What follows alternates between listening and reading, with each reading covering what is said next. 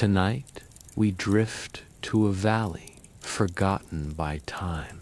Beneath pale stars and silver reeds, a river lies in quiet stillness, waiting, not for rain or tide, but for a promise once whispered and never kept.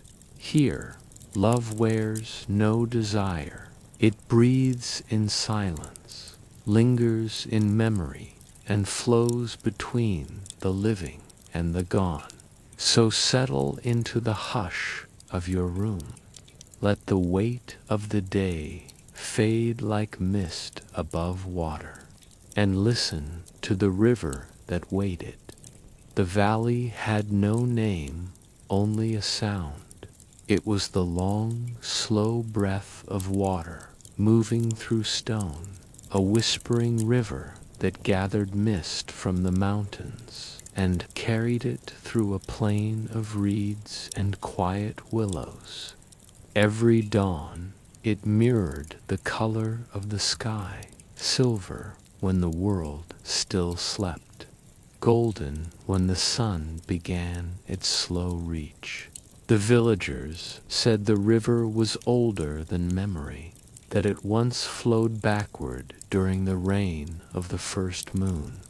In a house made of mud and red, a young calligrapher named Jian lived alone.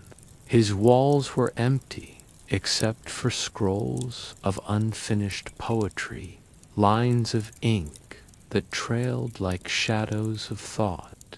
He would sit by the river each morning, dipping his brush not in ink, but in reflection, drawing on water, letting each word vanish as soon as it was written. Across the water, in a small courtyard veiled by apricot blossoms, lived May. Her father was a merchant who traveled across provinces, bringing silk and porcelain from distant towns. She was quiet, often seen feeding doves by the riverbank, or painting the falling of petals on delicate rice paper. They had known each other since spring, not through words, but through a rhythm. Every morning, Jian would sit under the willow tree, and May would appear across the river, kneeling by the opposite bank. She would watch the current, sometimes hum a tune, and Jian would answer with a stroke of his brush on the surface.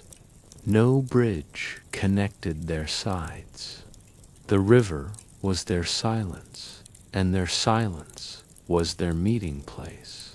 One evening, as the year folded into its first frost, Jian found her waiting earlier than usual. The air was sharp, the reeds trembling with cold. Between them, mist hung like thin silk, and the river's skin was touched with ice. May held up a lantern, a small one made of rice paper and thread. Inside burned a candle that flickered in the wind. She set it on the water, and it began to drift toward him, its reflection doubling, one flame on the surface, one beneath. When it reached Jian's side, he lifted it gently and whispered, "Tomorrow, the first frost will fall again." She nodded. "They say if the river freezes, it means the sky has kept its word." "What word?" he asked. "That everything that waits will one day be still," she said softly. Her voice carried like breath on glass, almost vanishing, almost dreamlike. He wanted to answer, but the wind turned, and her lantern's light flickered, trembling across the water. Then May said, "When the river freezes, we will cross it together." Her words were simple, but Jian felt something shift in the air. The reeds stopped swaying. The frost on the stones seemed to listen. The river's murmur deepened into stillness, as if the current itself had understood. They bowed to each other like ancient poets after a promise, and the river between them seemed to glow faintly under the pale moon. From that night onward, Jian wrote only one line each morning. He dipped his brush in ink, then in river water, and wrote, "When the river freezes, I shall cross." Then he let the ink bleed, watched the words dissolve. He began to mark the passing of seasons by the frost's return, by the shimmer of thin ice that never held.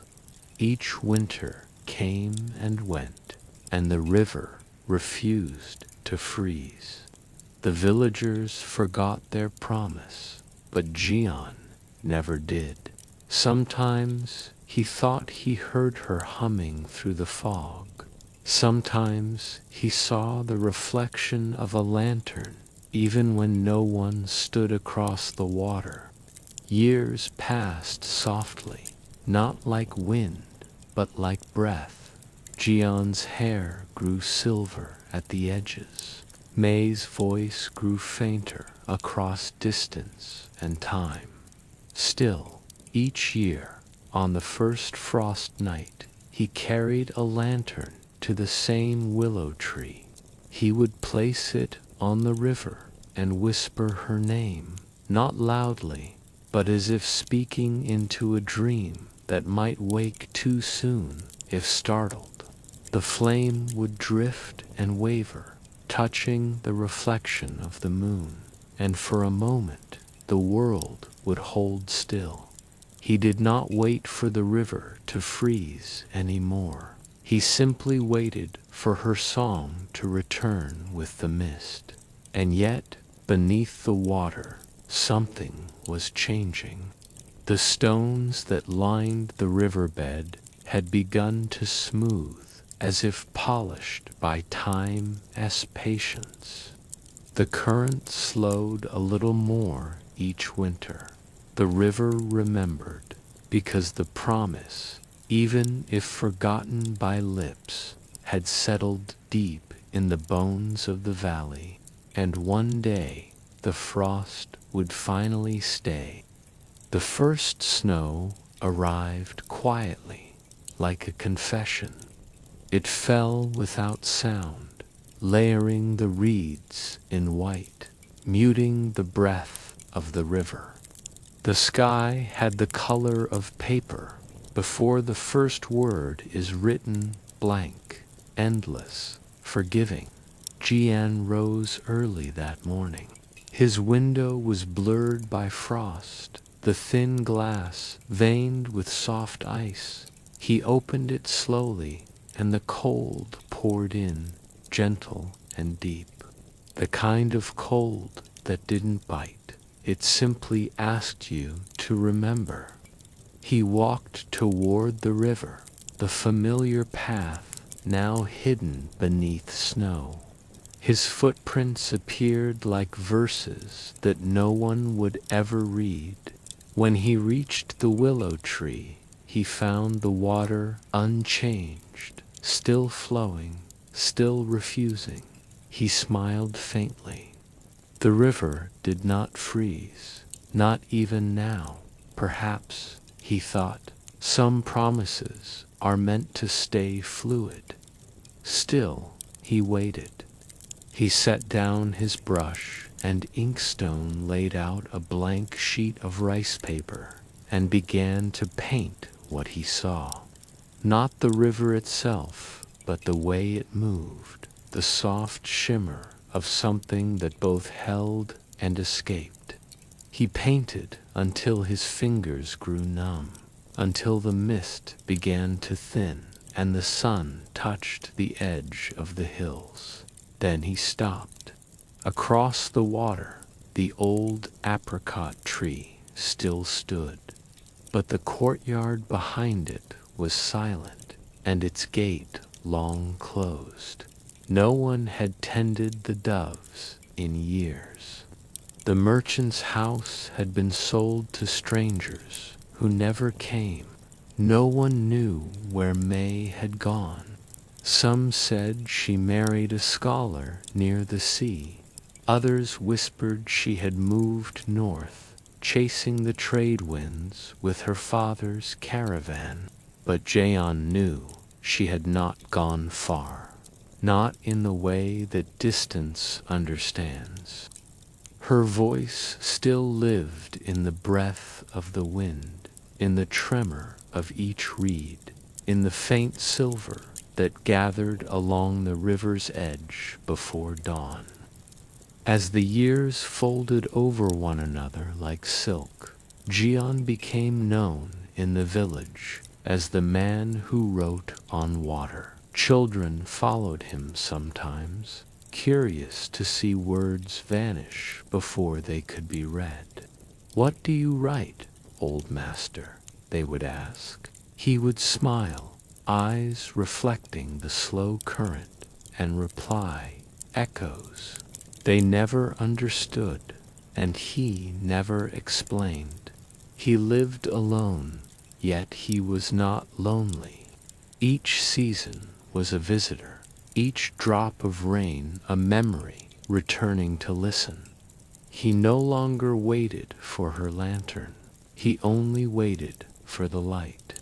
One evening, while he sat beneath the willow tree, a traveler passed by, a young monk from the western mountains, carrying a wooden flute and a bundle of manuscripts. He stopped, watching Jian paint on water. "Why do you write where nothing remains?" the monk asked. Jian dipped his brush again, his wrist steady. "Because the river remembers," he said. The monk smiled. "Do you believe in the spirit of water?" Jian looked up, his face calm. "No," he said, "but I believe in patience." The monk nodded, sitting beside him. They watched the current together, in silence. Then the monk said, "I've seen rivers that boil, rivers that vanish, rivers that cut mountains apart, but never one that listens." Jian chuckled softly. "That is because most rivers are rushing toward the sea. This one is waiting. For what?" He paused, his brush hovering above the surface. "For someone who promised to cross." The monk bowed his head slightly, as if understanding something unsaid. "Then may your river never tire," he whispered. Before dawn, the monk left, leaving behind a small wooden flute as an offering. Jian placed it by his window, and each night the wind played faint notes through it, a song without melody, just the low hum of breath through old wood. Sometimes it sounded like May's hum across the river, sometimes like silence itself learning to sing. The villagers forgot him slowly. His hair grew white, his back bent like the curve of a question. But he still went to the river every morning, every season, without fail. When storms came, he stood beneath his umbrella of reeds. When heat burned the valley gold, he rested in the willow's shadow. Always, he wrote, always the river erased, and always a faint shimmer of light rippled through the surface, as if the words had not been lost, only translated. One spring evening, a young girl approached him, not from the village, but from beyond the northern path. Her robe was pale blue, her voice clear but soft. She bowed deeply. "Are you the calligrapher who writes on water?" Jian smiled. "I used to be." She knelt by the river, dipping her hand into the current. "My grandmother told me you once loved someone who lived on the other side." He looked at her closely. Her eyes, they held something familiar, like the reflection of an old song. "And what did your grandmother tell you next?" "She said the river froze once, long ago, just for a single night. And the light on it looked like the face of the moon." Jian's breath caught. "She said that?" The girl nodded. "She said she crossed it." He felt the air shift, the wind slow. The river beneath them seemed to hush its own current. Jian closed his eyes. The sound of her voice. It wasn't memory, it was continuation. He whispered, "What was your grandmother's name?" The girl smiled faintly. "She said you would already know." And before he could speak, she placed a small lantern on the water. The same shape, the same pale glow. It drifted toward him, steady and slow. He lifted it once more, trembling slightly, and whispered, "Then perhaps the river waited for me." The girl bowed. It waited for both. That night, the frost returned, not cruel, but kind. It laid itself gently on the water, sealing the ripples in quiet glass. Jian sat by the willow, the lantern's reflection trembling between two worlds. The flute by the window began to hum. The reeds swayed, and in the moonlight he thought he saw her, not across the river, but beside him. Her hand brushed his, light as mist, warm as dawn. And when the villagers found him the next morning, he was sitting there, smiling, eyes half open, hand resting on the frozen river. The lantern still glowed faintly beneath the ice. They buried him beneath the willow tree, where the frost never lingered long. And every winter, when the river froze again for one night, a single lantern drifted downstream, glowing without wind, without hand. The seasons began to forget their order. Spring lingered too long, and autumn arrived shyly, brushing its gold only on the tops of the reeds. The river seemed unchanged, yet something in its voice had softened, the way a person's tone does after years of remembering the same name. The villagers said that Jian's spirit had become part of the water. They said his brush still drew invisible lines beneath the surface, shaping the flow into verses that only the moon could read. Children began to play a new game. At dusk, they would drop pebbles into the current and whisper wishes, waiting to see which direction the ripples turned. If they drifted left, the wish was heard. If right, the wish was postponed. No one taught them this game. It simply appeared, like the wind that carries a forgotten song to a new valley. The willow tree that shaded Jian's resting place grew taller each year.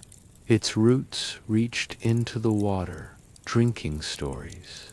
In summer, its leaves brushed the surface lightly, tracing circles that never closed.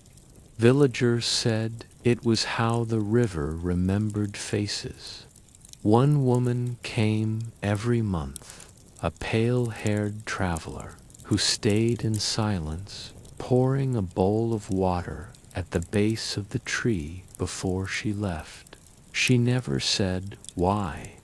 The old ones in the village whispered she was a descendant of the woman who once crossed the river, the woman whose lanterns glowed against the frost. And so the story became layered, like silk upon silk, until no one could tell where truth ended and myth began. Long after Gaian's name was lost from the registers, a wandering poet reached the valley. His sandals were worn thin, and his scrolls smelled faintly of rain and cedar ink. He asked for a place to rest, and the villagers guided him toward the willow. That night, as he sat beside the water, he began to hear something, a faint murmur, not quite voice, not quite wind. He leaned closer. The sound came from beneath the current. He wrote later in his journal, "The river breathes as if dreaming. Each ripple holds a syllable. Together they speak of waiting, a waiting so patient it becomes prayer." The poet stayed for several weeks, writing verses that no one would publish. His work was too quiet, they said, too soft, too uneventful, but he didn't mind. He believed that not all stories were meant to stir hearts. Some were meant to slow them. He titled one of his final pieces, "The River That Waited." In it, he described how water could remember, how it carried traces of everything that ever touched it, a fallen petal, a word whispered to the reeds, a sigh released during sleep. Water, he wrote, is the memory that doesn't forget, not out of longing, but out of grace. As years passed, the valley's people changed. The river became a crossing again, bridges built of stone, merchants passing with their goods. But at night, some travelers refused to cross. They said they felt watched, not by eyes of malice, but of patience. They said sometimes, when the moon was full, the water reflected not their faces, but to others, a young calligrapher and a woman holding a lantern, standing across from one another, smiling faintly through mist. It never frightened anyone. If anything, it calmed them, a reminder that the heart of waiting is love, not absence. In the 8th generation after Jian's passing, the poet's manuscripts were found sealed in a clay urn during the repair of a bridge. The scrolls were soaked, half-fierced. The ink dissolved into the grain of the parchment. Yet, when the villagers dried them in sunlight, faint patterns appeared, as if the river itself had rewritten his words in reflection. One fragment survived intact. It read, "A man once waited for a promise across water. The river waited longer." The tale spread beyond the valley, told by travelers as a bedtime story to children who had never seen the river, never heard of May, never touched snow. Each time it was told, the river changed shape, but the waiting remained the same. And across generations, those who whispered the story began to fall asleep mid-telling, their voices slowing, as if joining the current of something larger, older, more peaceful. There is a saying still whispered in the distant villages near that river. End. Those who listen to flowing water too long will dream of someone they never met. And sometimes, when the moon is high, a silver glimmer appears downstream, a ghost of frost on the surface, and the air feels heavier, not with fear, but with recognition. That's when the elders tell the children, the river, is remembering, and the children fall silent, lulled by the low hum of the current, the lullaby that began as a promise and became eternity. In the heart of the valley, where the reeds now whispered to stone bridges instead of oars, the old river continued its slow procession. Time, like silt, had settled into the bends, and what had once been soft mud paths were now paved with carved limestone bridges, arched like the spines of sleeping serpents. The villagers called the newest one the Bridge of Lanterns. It was built not of need, but of remembrance. Every winter, on the longest night, people gathered with small clay lamps, lowering them onto the current to drift downstream. No one recalled when the ritual had begun. Some said it honored ancestors. Others said it marked the passage of lost travelers. Only the elders, their voices slow and uncertain, still whispered of the man who wrote on water and the woman who crossed the frost. But by now their story had changed, like the shape of a river after many rains. They were no longer Jayan and May. They were simply the two who waited. When the first lanterns were set afloat, the air filled with a trembling glow.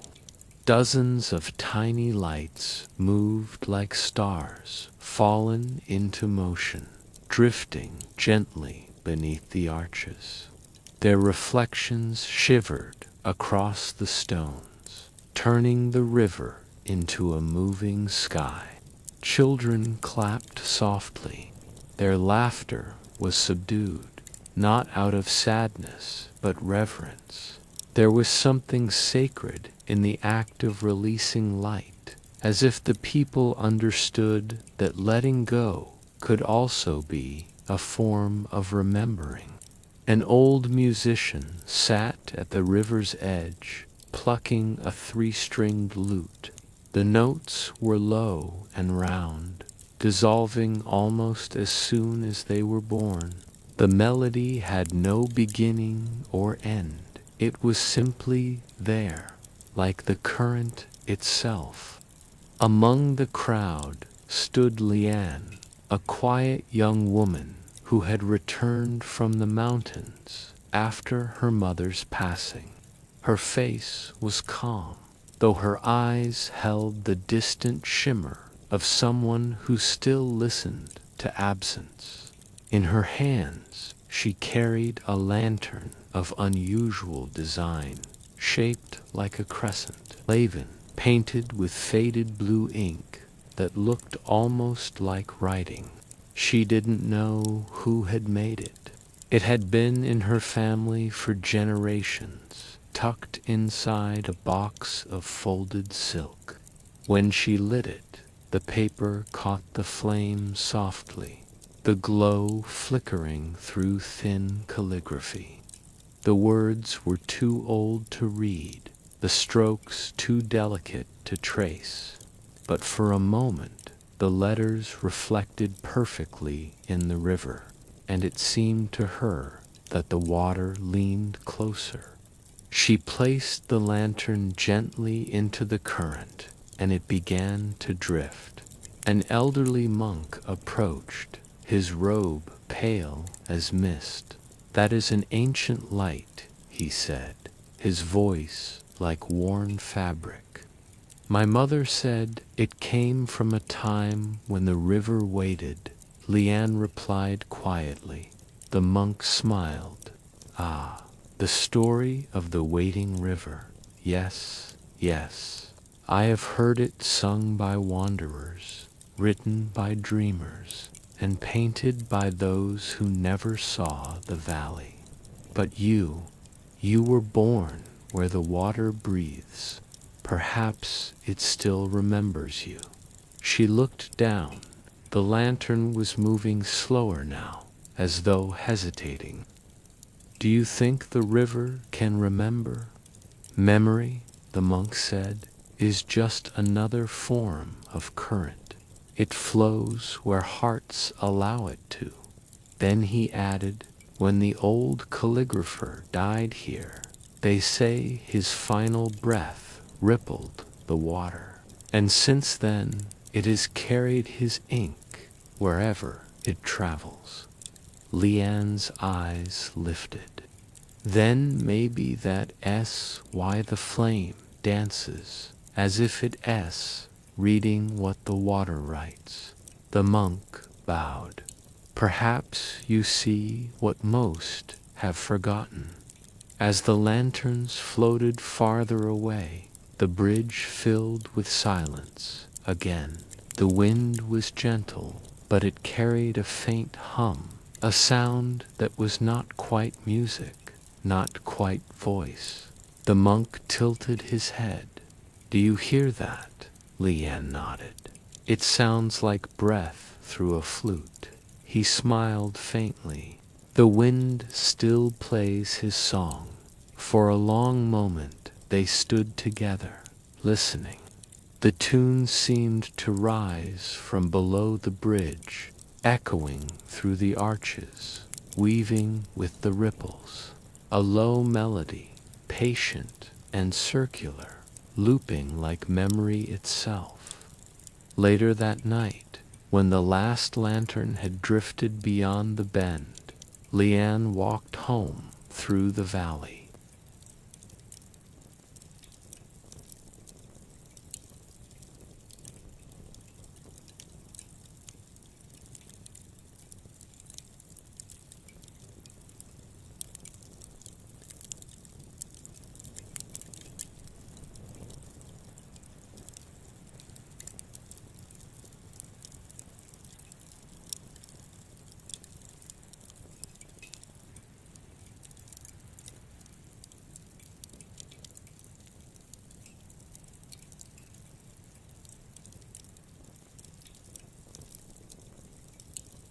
She drew it closer and found a small ceramic bowl, the glaze cracked but still holding faint blue marks. Inside, there was nothing but a single drop of trapped air, glinting like a miniature moon. She smiled, unsure why tears rose, uninvited. It felt like finding a memory she'd never lived.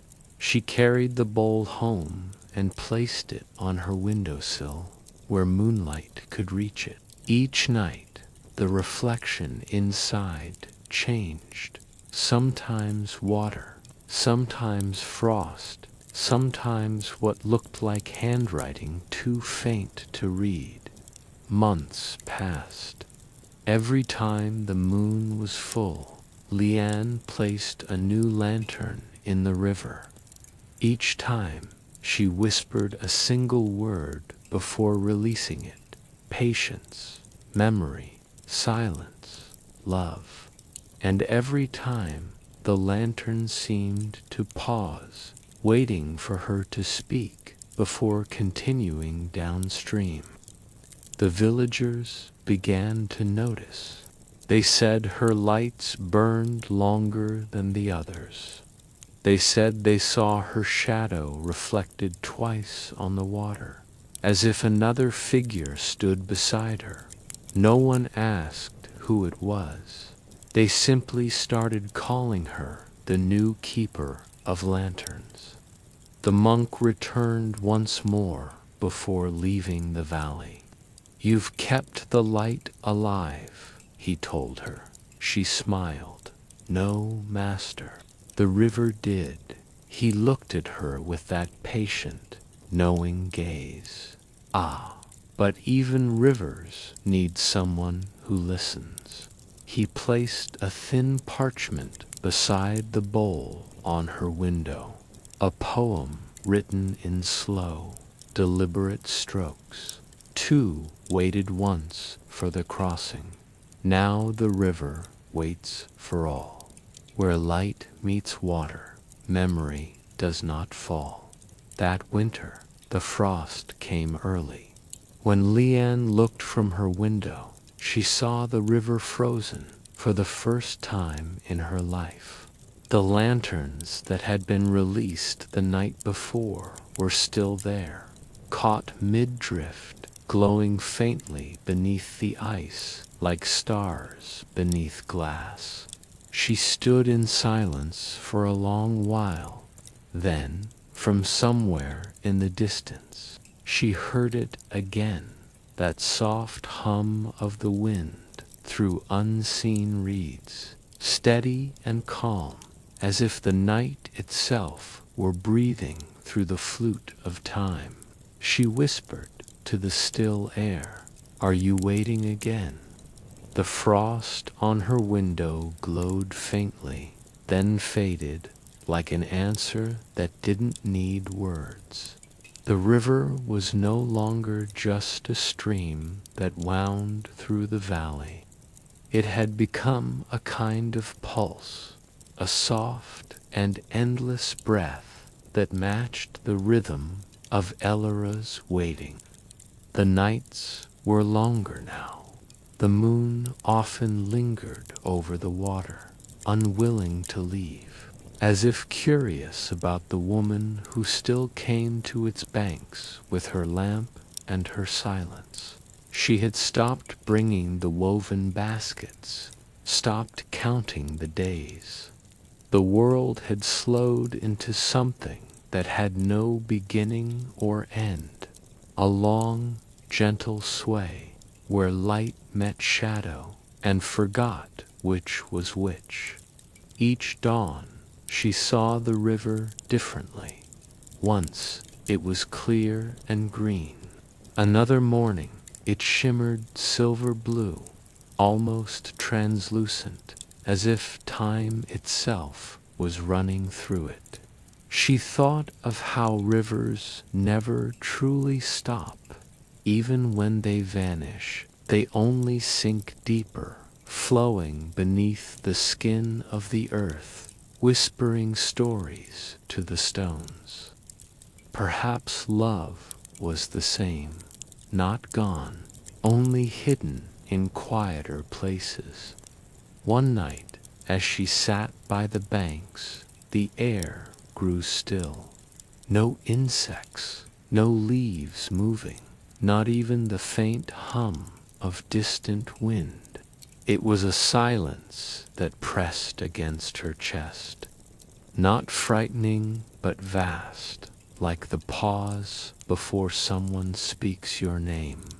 The river began to glow, not bright, not sudden, just a faint shimmer, a reflection that seemed to come from beneath rather than above. Elara leaned forward. The moon hung low in the sky, pale and half-veiled by clouds. But in the river she saw it full, round, and luminous, a perfect circle, drifting slowly toward her. She blinked, thinking her eyes deceived her. The reflection did not fade. It rippled once softly, and then steadied again. She whispered, almost afraid to hear her own voice, "Are you waiting to—" No answer came, not in words, at least, but the reflection shifted. The moon's light curved, almost like a smile, breaking across the surface. Then, without warning, another shape appeared beside it, a shadowed outline human, faint, standing in the water's shimmer. Elara froze. The figure was not clear. It had no face, no edges, only the shape of presence.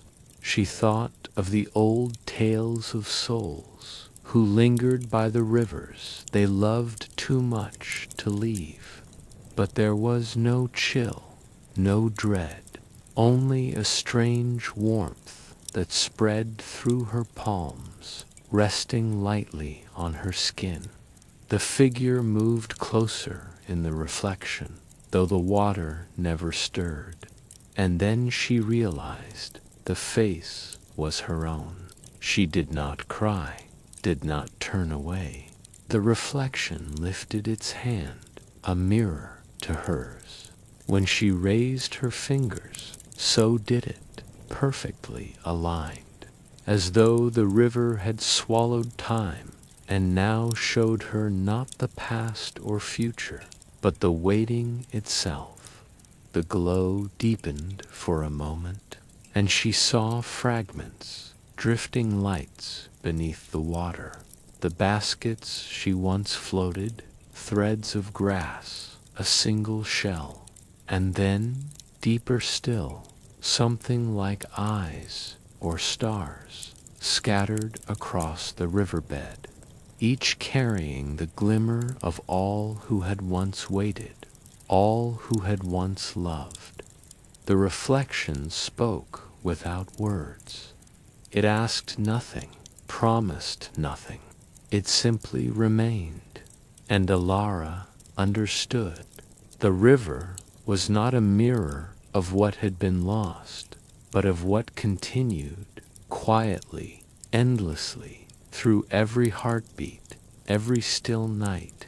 She stayed there until the dawn, when the first pale rays touched the water, the glow vanished. The river returned to its soft, ordinary murmur, yet the stillness remained inside her, a calm that asked for nothing, that feared no silence. When she finally stood, she did not look back. The path home was still and blue with morning mist, but the sound of water followed her, not as echo, but as memory breathing beside her. Somewhere behind her, unseen beneath the surface, the moon's reflection lingered, faint, incomplete, yet warm, like a promise the earth had decided to keep. The first rains came late that season. They were soft, almost hesitant, as though the sky itself had forgotten how to touch the earth. For weeks, the clouds had gathered and drifted apart, too shy to fall. Then one night, as the valley slept under a half-moon, the rain began to murmur. It was not a storm, just a slow, steady whispering, like the breath of someone returning after a long journey. Elara woke to its rhythm. The roof above her hummed gently, the sound like fingers drumming on a distant drum. She rose and stepped outside.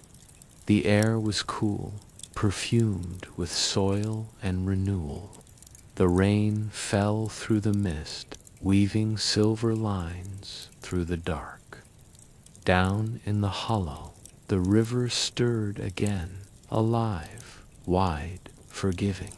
She could hear it from her doorstep, that low, familiar song, the same one that had called her for so many nights, when she waited, when she hoped, when she wept without knowing why. The river's song had changed. It was no longer a lament.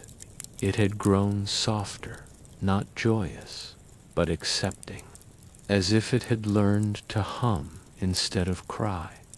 Elara walked toward it barefoot. The earth was slick and cool beneath her feet. Each step pressed softly into the mud, leaving a trail that the rain immediately began to erase. She smiled at that, at the thought that even footprints, like sorrow, do not last forever. When she reached the banks, the river was full, the water rolling in lazy folds.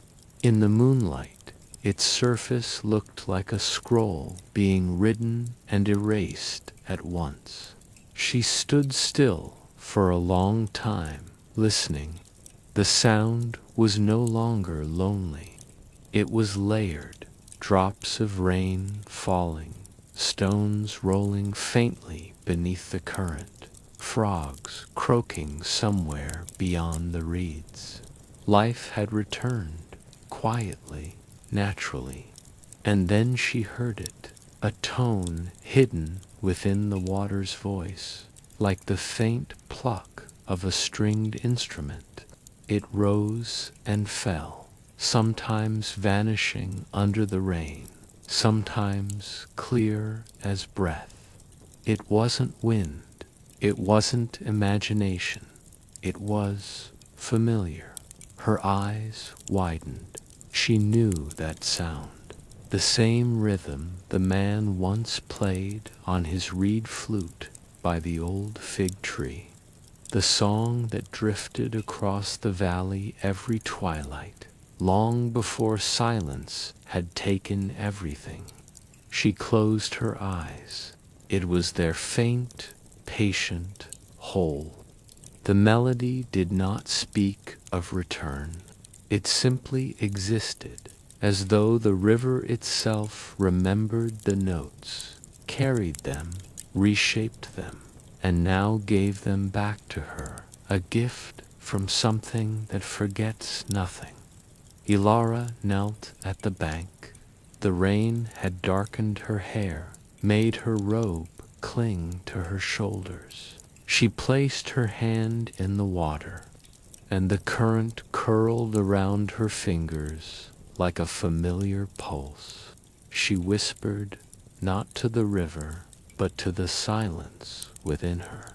I waited long enough to forget what waiting meant. The current responded, a tiny whirl around her wrist, gentle, understanding. It felt like breath.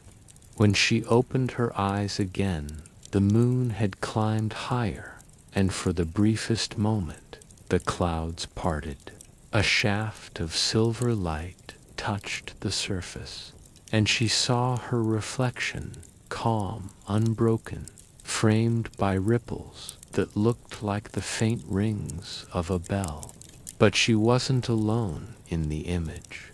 The water shimmered beside her face, and within that light she saw another reflection, faint, transparent, smiling. It wasn't him. It wasn't anyone she could name.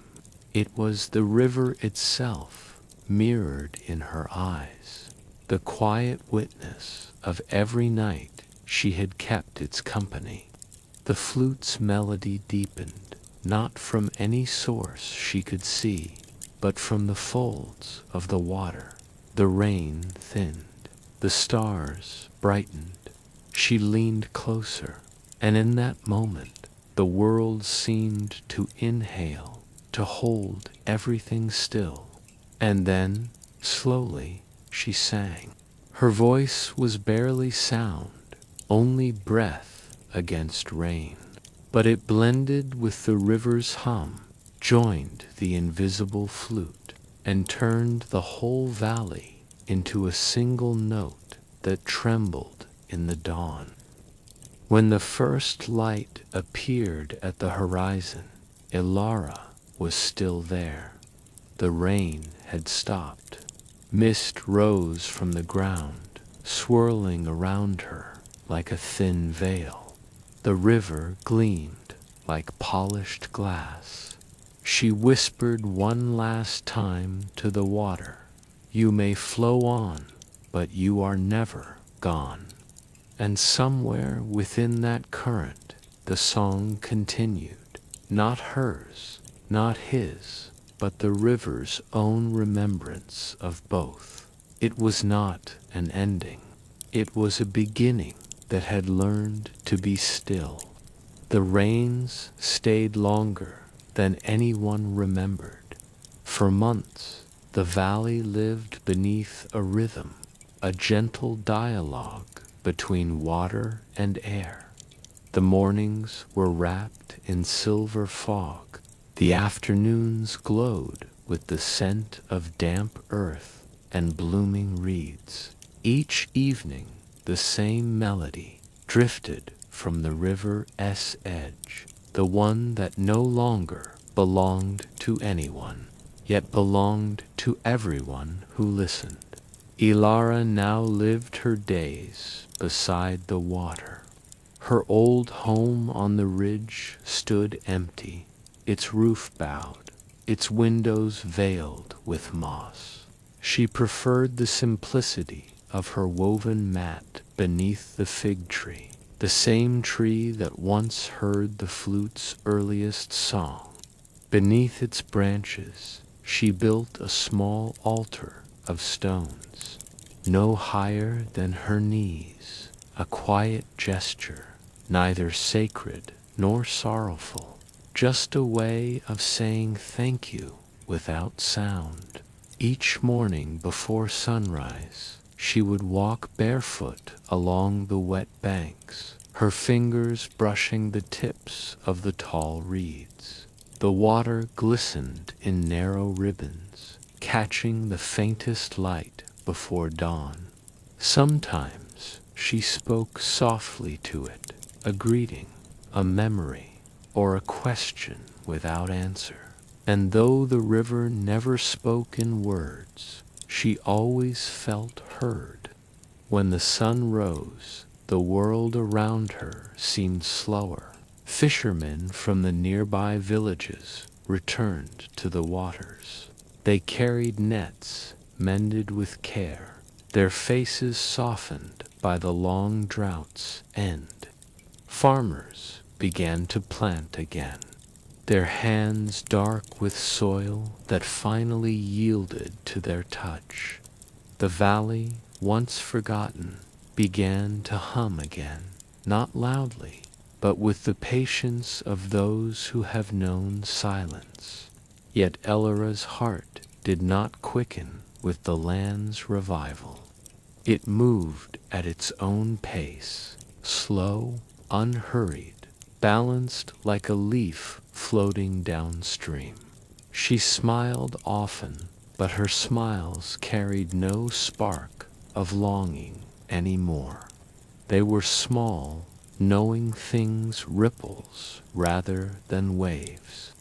There were nights when she would sit by the bank and listen. The river no longer sang alone.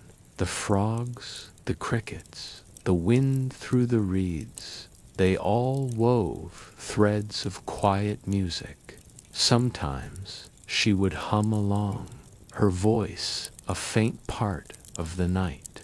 And once, when the mist was thick and the moon hung low, she thought she saw ripples forming without wind, as though unseen footsteps were pacing within the current.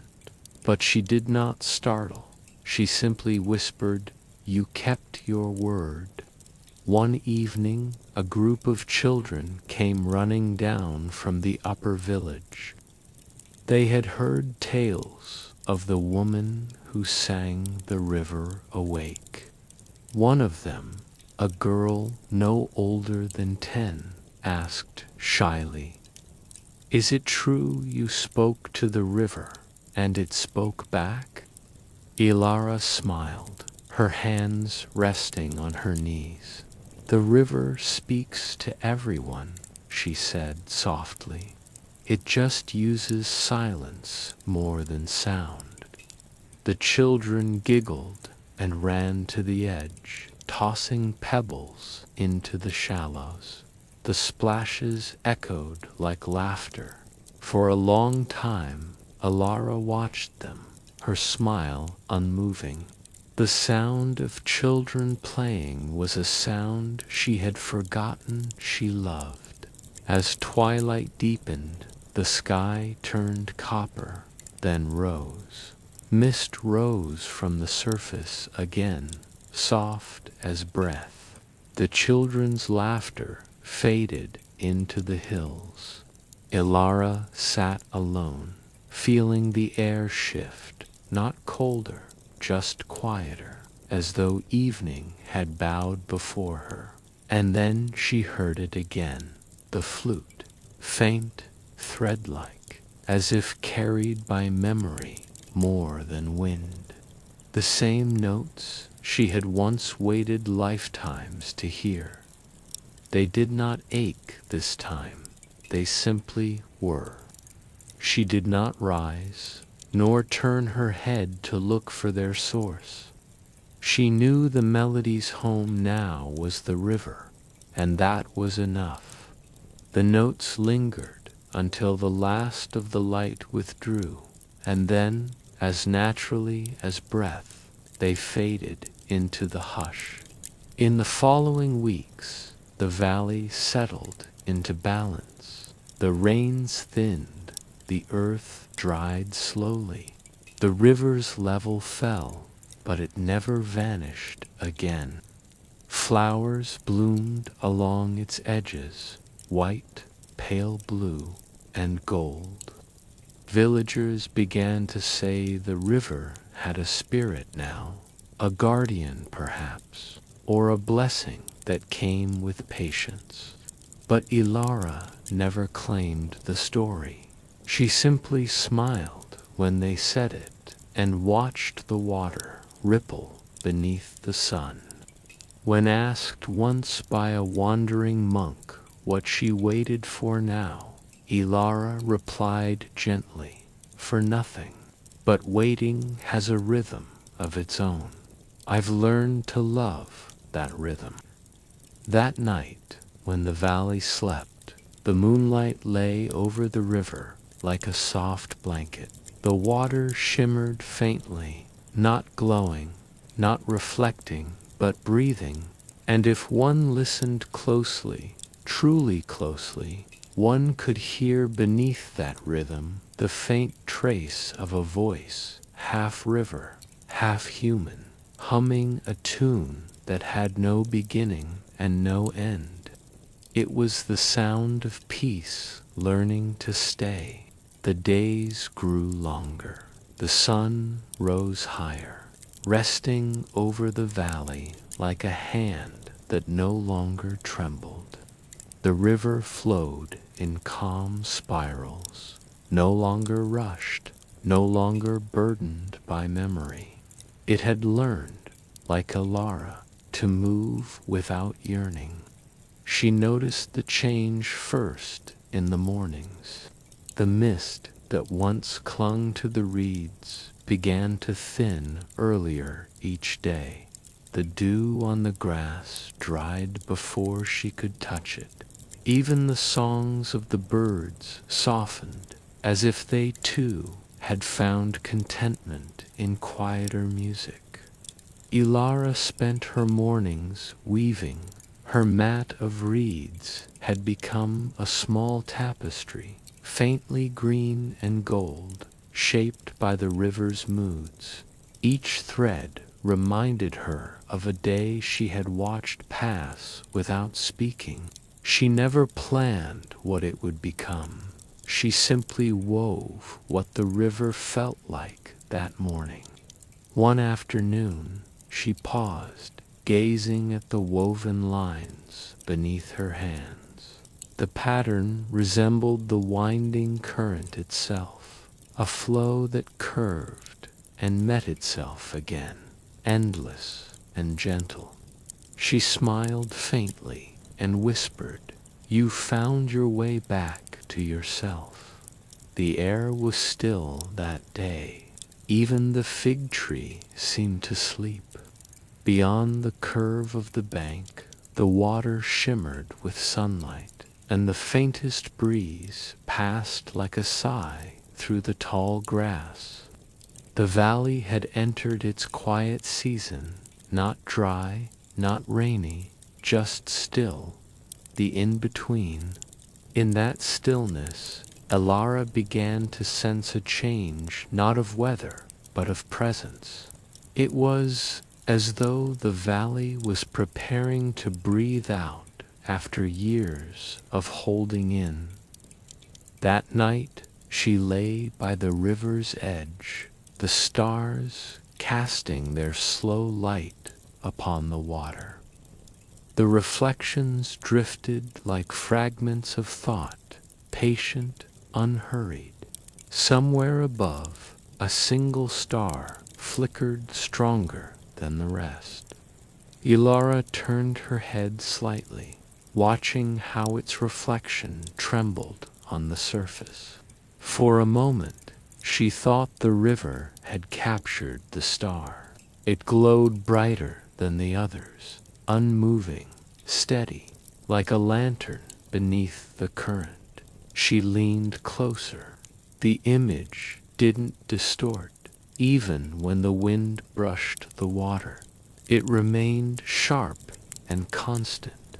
She reached out and let her fingertips touch the reflection. The water was warm, and then she heard it, not a voice, not even a song, but a faint resonance that seemed to hum through her bones. The same tone the river had once held when she first waded through her sleepless nights. The tone of longing, softened now by time. Her lips parted. "You're leaving," she whispered. The sound deepened in reply, not sorrowful, but serene, like a sigh that had waited too long to be released. For a long time, Elara didn't move. The night air brushed against her skin, carrying the faint scent of wet stone.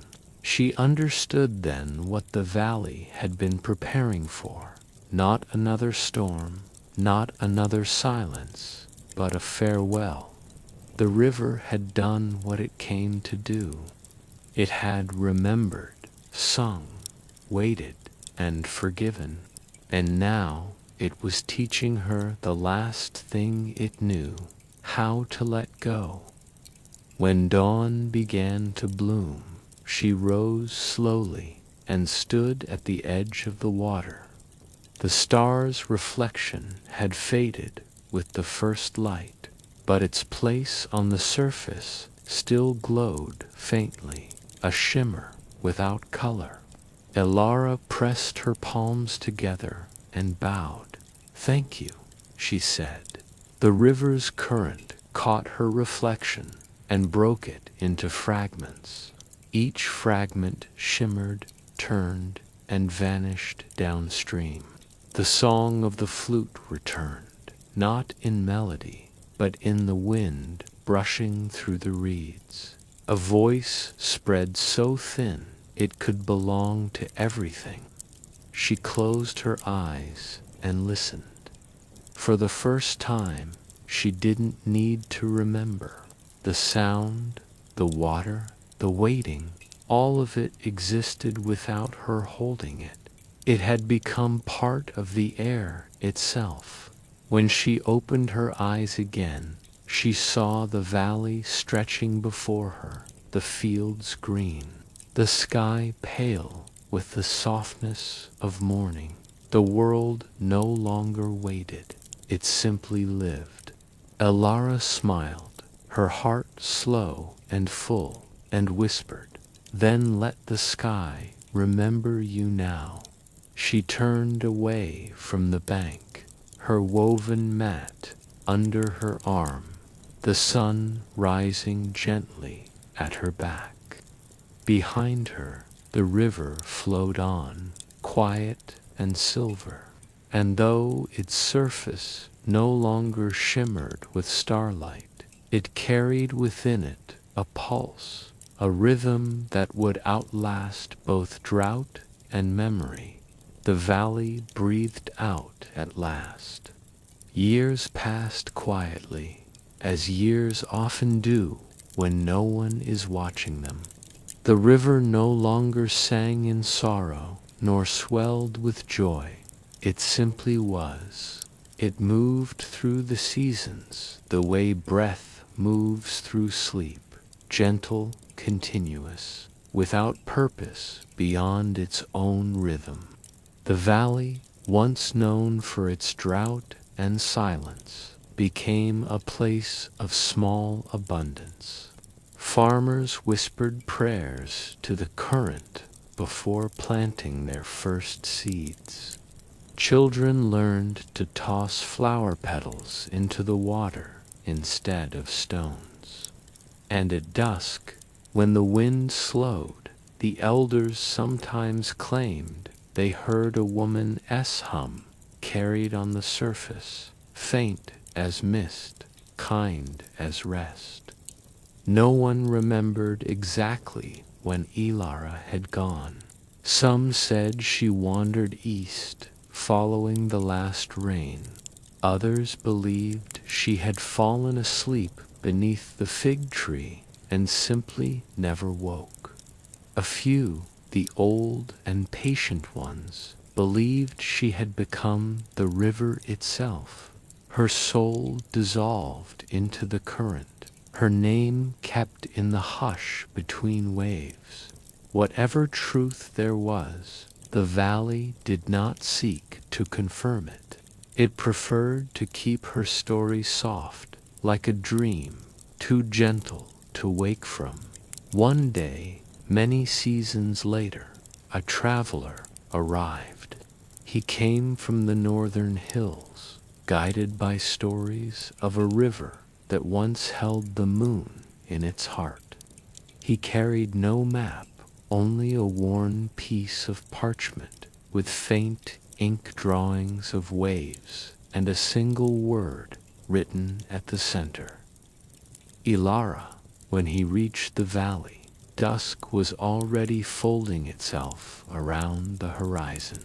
The river gleamed under the sky's fading color, not bright, not dark, just luminous enough to be alive. He asked the villagers where the woman of the river had gone.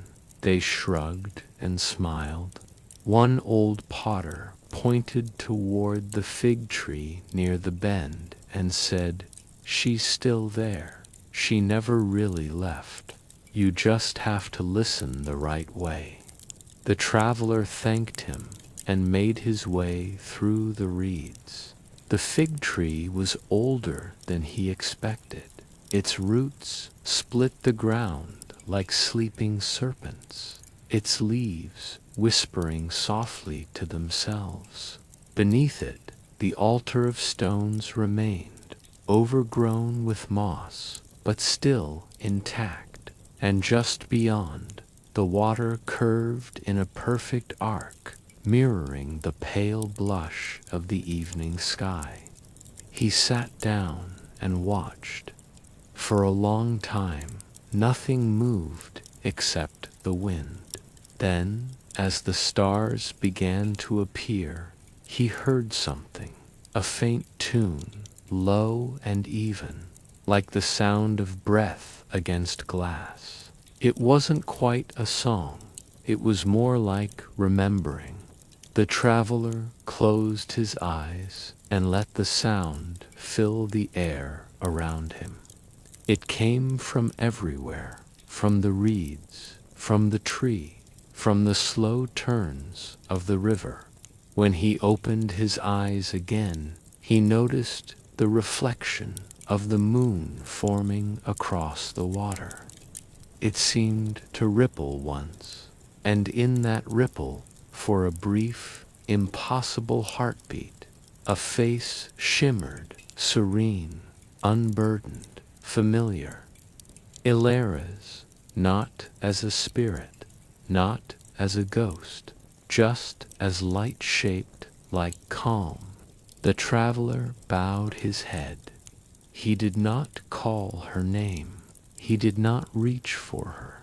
He understood, Some stories are not meant to be summoned, only witnessed.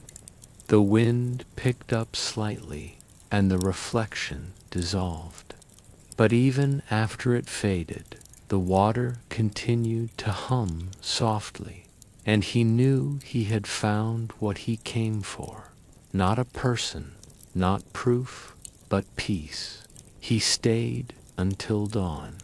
When the first light brushed the valley, he rose, placed a small reed flute on the stones beneath the fig tree, and whispered, "Your waiting became our rest."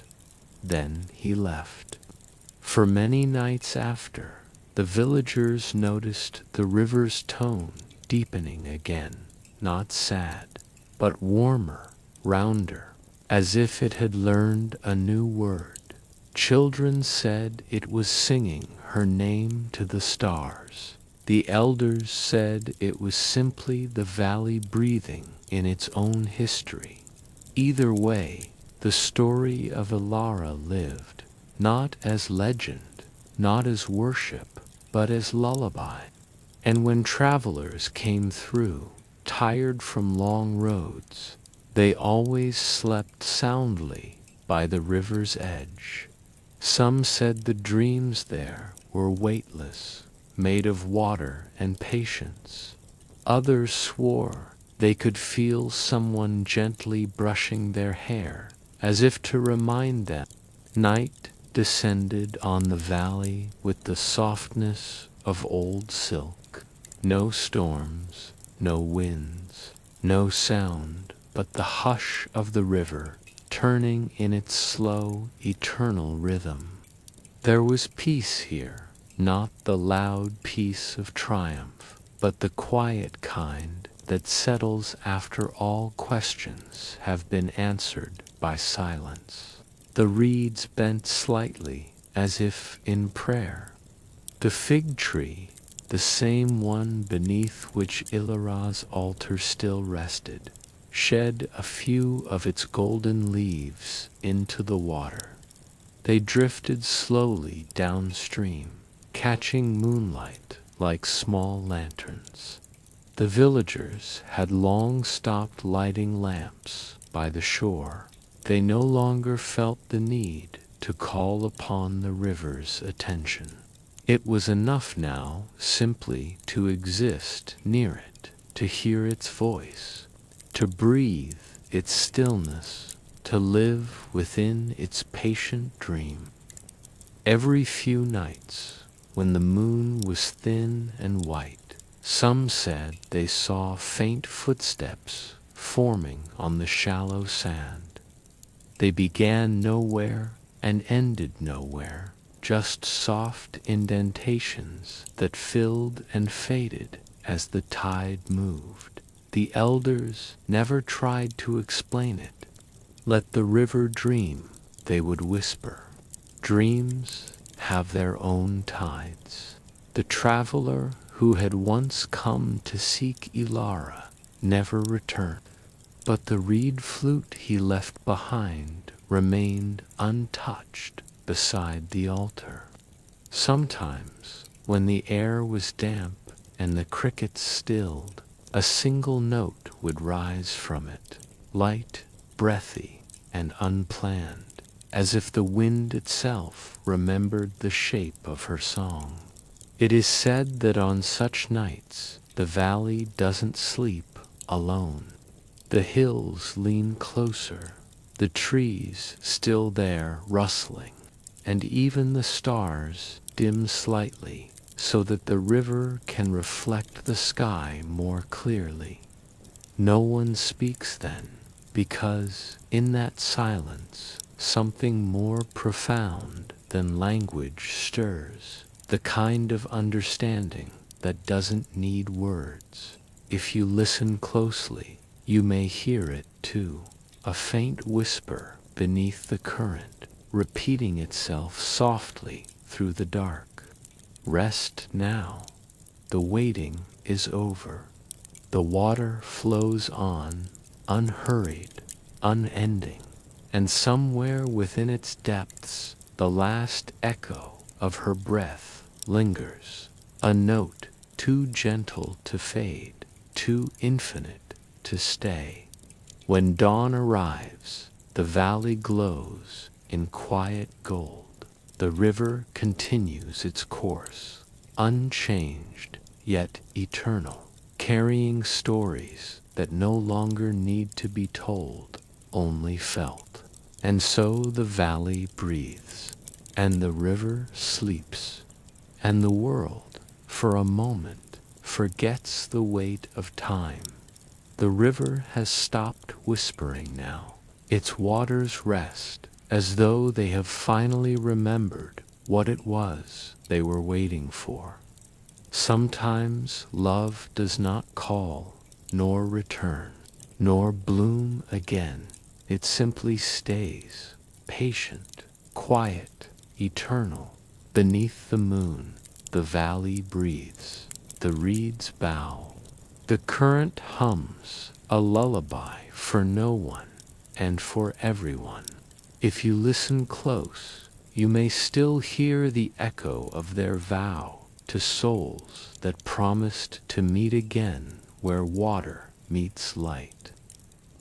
Tranquil Arc Chronicles, endless histories for sleepless nights. Good night, traveler. May your dreams flow as gently as the river that waited.